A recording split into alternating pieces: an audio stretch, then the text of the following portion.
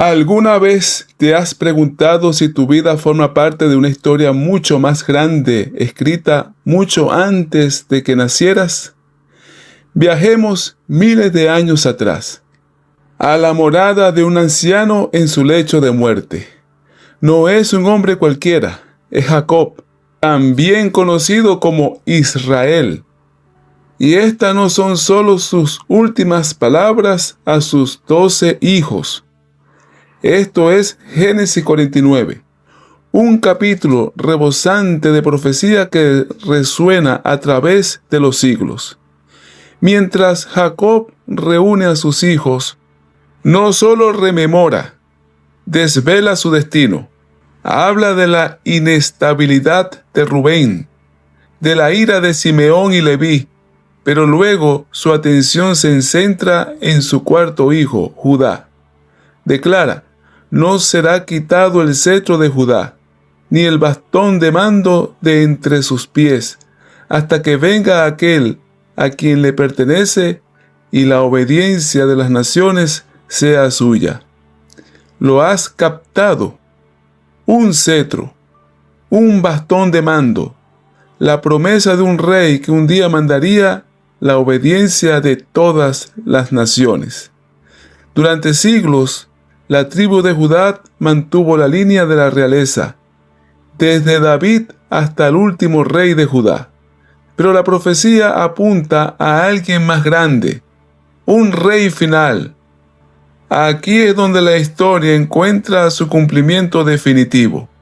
Generaciones después de este mismo linaje de Judá, nació un niño en Belén, Jesucristo, el león de la tribu de Judá. Él es a quien verdaderamente pertenece el cetro.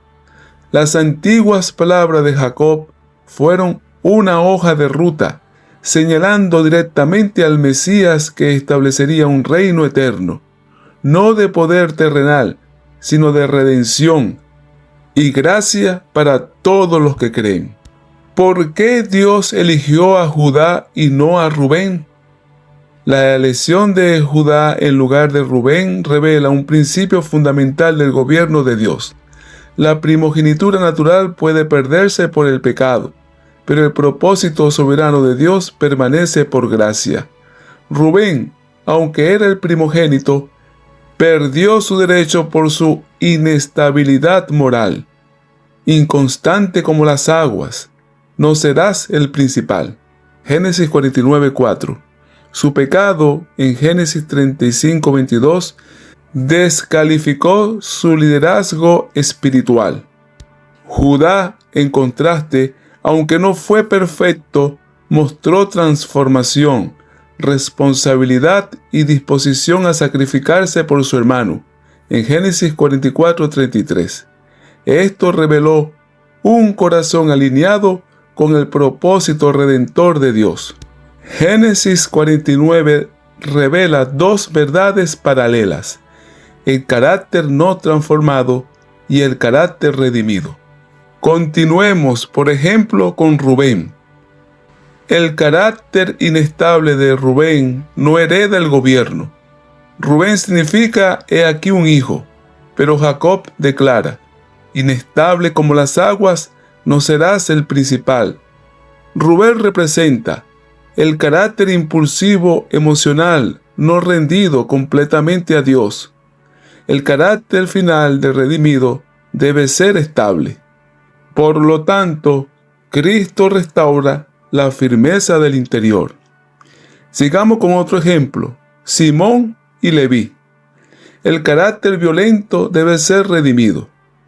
Estos hombres representan ira, reacción carnal violenta interior, pero Leví después es transformado en tribu sacerdotal. Esto revela que Dios puede transformar el peor carácter en el más santo. El carácter final del redimido es manso y consagrado. Si comparamos la lista de Jacob en Génesis 49, no es la misma de Apocalipsis capítulo 7, donde se menciona los 144,000. Esto tiene un significado teológico profundo. No es un error ni contradicción. Es una diferencia intencional que revela el propósito redentor de Dios. La lista de Génesis es una lista natural, histórica. Aparecen los 12 hijos literales de Jacob. Es una lista biológica, genealógica, histórica. Describe el origen natural de Israel. La lista de Apocalipsis es una lista espiritual, redentora. Apocalipsis capítulo 7, versículos 4 y 8 menciona también 12 tribus, pero no son exactamente las mismas. Cambios importantes: no aparece Dan, tampoco Efraín, pero aparece José y aparece Leví. ¿Por qué Dan no aparece? Dan fue asociado fuertemente con la idolatría, según Jueces capítulo 18, versículos 30 y 31. Dan representa la idolatría que excluye del gobierno espiritual a las personas en esta condición. No significa pérdida automática de salvación individual, sino exclusión simbólica del grupo gobernante. ¿Por qué Leví aparece en Apocalipsis pero no en otras listas? Leví normalmente no se contaba porque eran sacerdotes, no tribu territorial. Pero en Apocalipsis aparece porque en Cristo todos son sacerdotes. Apocalipsis capítulo 1, versículo 6. El reino ahora es espiritual. ¿Por qué José aparece en lugar de Efraín? José representa su linaje, incluyendo a Efraín. Esto elimina el nombre asociado a la idolatría. Dios preserva la promesa, pero purifica el símbolo. La lista de los 12 patriarcas en Génesis muestra el origen del pueblo. En Apocalipsis muestra el pueblo restaurado. Entre ambos está Cristo, quien redime, purifica y restaura. No todos los que son de Israel natural son Israel espiritual, según Romanos 9:6. Dios no solo forma un pueblo por sangre, lo forma por redención.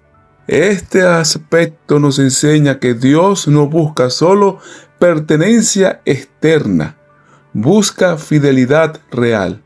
La posición natural no garantiza la posición espiritual, pero el carácter sí importa. La diferencia entre las listas revela que el pueblo final de Dios no es definido por nacimiento natural, sino por redención espiritual, purificación y fidelidad bajo el reinado de Cristo. En la Biblia, los nombres revelan identidad, propósito y carácter, especialmente en las tribus de Israel.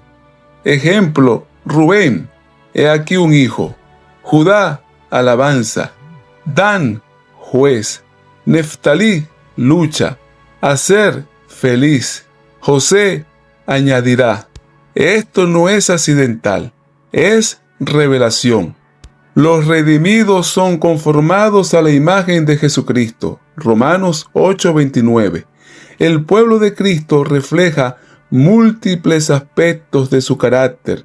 No todos reflejan lo mismo en el mismo énfasis, pero todos reflejan a Cristo. Colosenses capítulo 2, versículo 10 nos enseña que todos son completados en Cristo. No hay castas espirituales. Hay un solo pueblo, un solo cuerpo. El número 12 en la Biblia significa gobierno completo, pueblo completo. Los 144,000, es decir, 12 por 12 por 1000, representan al pueblo completo de Dios bajo el gobierno de Cristo, no fragmentado, un pueblo completo. Es decir, no hay 12 clases separadas de redimidos. Hay un solo pueblo redimido, pero ese pueblo refleja la plenitud del carácter de Cristo. Cada nombre revela una dimensión de su obra. Los 144,000 no representan división, representan perfección espiritual completa en Cristo. Debemos recordar que el objetivo final de la redención es que el carácter de Cristo sea plenamente restaurado en su pueblo, no parcialmente, totalmente. Así tenemos que Judá, su nombre significa alabanza. La característica distintiva es un espíritu de adoración. El redimido vive para glorificar a Cristo, no a sí mismo. Rubén, el significado de su nombre es aquí un hijo. Su característica distintiva, identidad de hijo. El cristiano vive en seguridad de adopción, no en orfandad espiritual. Gad significa ejército, victoria. Es una vida de guerra espiritual. Vence el pecado por el poder de Cristo. Aser significa feliz, bendito. La característica del cristiano es gozo espiritual. Su alegría no depende de la circunstancia, sino de Cristo. Neftalí significa lucha, combate. Su carácter, perseverancia. Es decir, el cristiano permanece fiel en las pruebas. Manasés, su significado, olvido. Su característica, sanidad del pasado. Cristo sana sus heridas y sus culpas. Simeón significa Dios oye. Su carácter, sensibilidad espiritual. Representa al cristiano que vive en comunión con Dios. Levit significa unido. La característica es la consagración. Es el cristiano que vive separado para Dios. Issacar significa recompensa. Su característica, servicio fiel. Es el cristiano que sirve a Cristo con fidelidad. Zabulón, su significado, morada. Su característica, intimidad con Dios. Es el cristiano que vive en la presencia de Cristo. José, su significado, Él añadirá. Su característica, fructificación. Es decir, el cristiano que produce frutos espirituales. Benjamín, hijo de la diestra. Su característica, autoridad espiritual. El cristiano que vive en victoria y posición en Cristo. Cuando se unen los significados, forman un mensaje profético. Alabanza, Judá. He aquí el hijo, Rubén, que vence, Gad, y vive con gozo, Aser. Persevera en la lucha, Neftalí. Olvida el pasado, Manasés. Escucha a Dios, Simeón. Vive consagrado, Leví. Sirve fielmente, Issacar.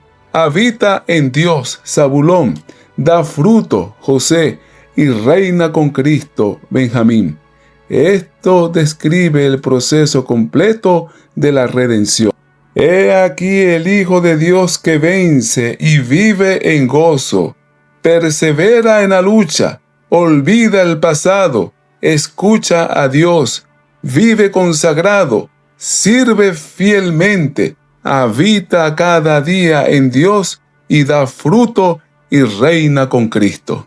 Cada tribu revela un aspecto del carácter de Jesucristo.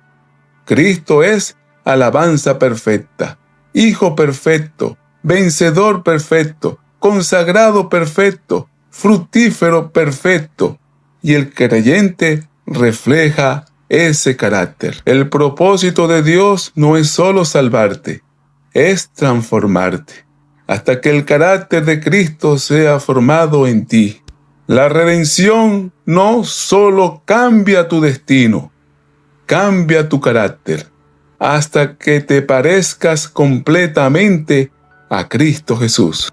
Génesis 49 muestra que la redención comienza con hijos inestables, pero termina con un pueblo que gobierna con Cristo, reflejando perfectamente su carácter por los siglos de la eternidad. Gracias por acompañarme en este estudio profundo. Recuerda compartir este mensaje. Nos vemos en el próximo capítulo.